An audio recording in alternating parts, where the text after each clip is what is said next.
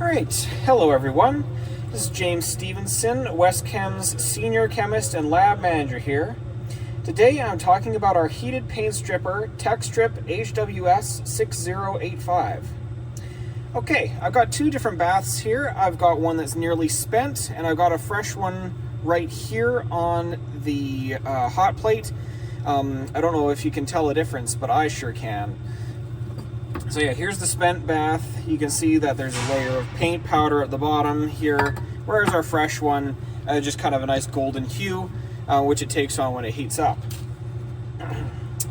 So this product can be used to strip powder paint, aluminum rims, and other paints bonded to metals. Here in my hand, I have some of the most common things that companies use HWS to clean. Powder painting hooks. Okay, I'm just going to pop these in the bath and I'll show you what they look like in a few minutes. We got some layers of paint on here. Okay. So it is important for the metal parts to be grounded so that the charged paint powder will be attracted to the surface and stick to it. The hooks used during powder painting will eventually build up so many layers of powder paint as cured, it'll no longer be able to properly ground the metal pieces. So in order to do that, in order to mitigate that, many companies opt to clean off their old hooks rather than just buying new ones. This helps to reduce waste and also save money.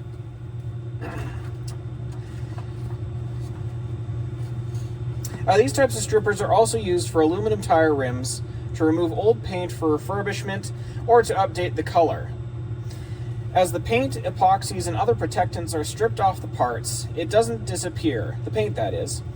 As you can see in the almost spent bath, as I showed you before, you got this gray layer of paint at the bottom here.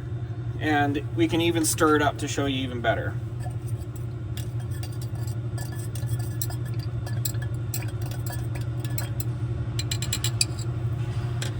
Yeah, so you can see it gets all murky and mucky. And that's what that's for. So yeah, that's the paint buildup there. So every bath has its limit, and the limit is expressed in grams per liter. That is grams of paint that is able to dissolve and hold within the bath without having to be dumped and recharged or have anything done to it. And so we're currently testing our HWS formula to its limits. The process is pretty simple to quantify. First of all, you get a powder-coated part. Then we weigh that part before we put it in the solution. That's to get our initial mass.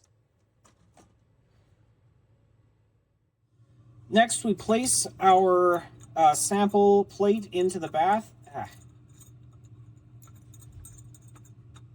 It's hard to get around the hooks. There we go. Place it in the bath, and then we let it sit there for a prescribed amount of time. In this case, our experiments use a half hour per painted part.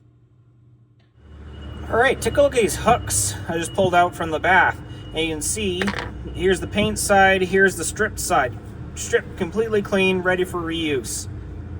Now, let's have a look at that fresh bath. It's not looking so fresh anymore. You can see the layer of paint at the bottom.